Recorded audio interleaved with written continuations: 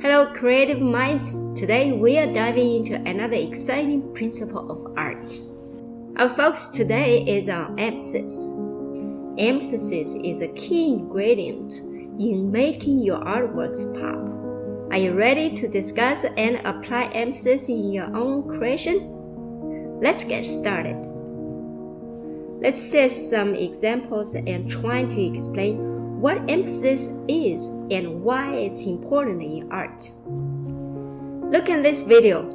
If I ask you to name it, you would say, this is a clip showing a bee collecting pollen. So you might simply call it a bee collecting pollen. Now look at a different clip, which is showcasing movie atoms.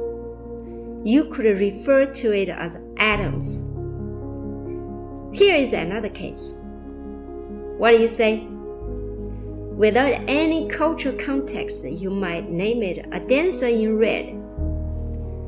However, if you know this is a Tejano conjunto dance, with the understanding of the cultural background, you would call it a Tejano conjunto dancer in red. This process of naming videos or images highlights the aspect that captured our attention the most in the visual contents. This phenomenon is what we refer to as emphasis in the realm of art and visual perception. So, what do you think is emphasis?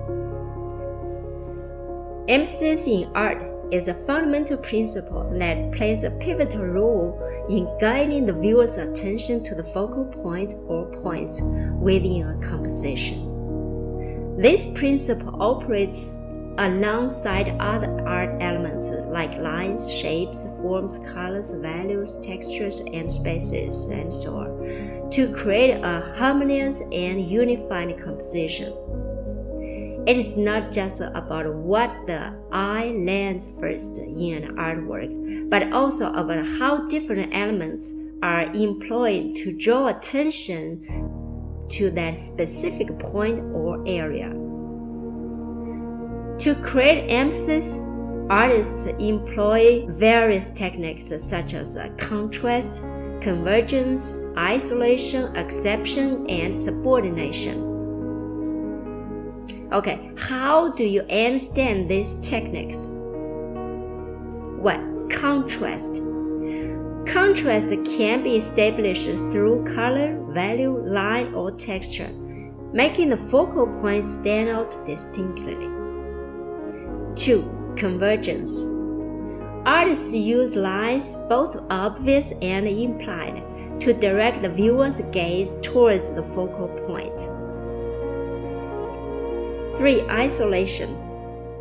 As the name suggests, isolation involves setting the main subject apart from its surroundings, enhancing its significance.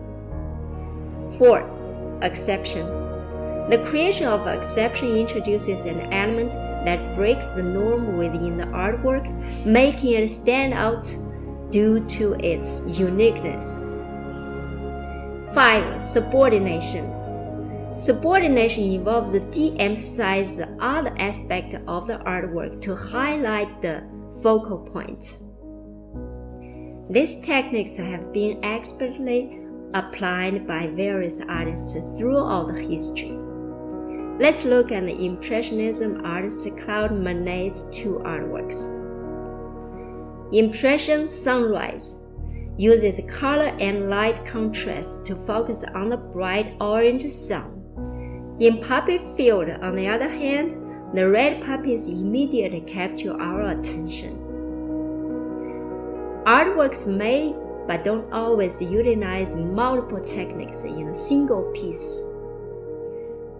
However, Leonardo da Vinci's The Last Supper is a stellar example of employing various techniques to center the viewer's attention on Jesus Christ. Firstly, the light through the window creates a contrast around his head and his position in the artwork. Secondly, the architectural lines leading to Jesus Christ This exemplifies the use of convergence. Thirdly, Jesus is isolated from the clustered figures on his sides. This is a clear use of isolation to emphasize his importance. Fourthly, Jesus is depicted with a calm, clear space around him, and he is illuminated more brightly than the other figures, making him stand out. This is an application of acceptation principle. This design intentionally makes Jesus the focal point. In addition, the more subdued colors around him further draw attention to his figure, demonstrating the use of subordination to guide the viewer's focus. In essence, emphasis in art is not only about creating a visual focal point, but also about evoking emotional and psychological response. It allows artists to dictate the narrative of their work and guide the viewer through their artistic vision.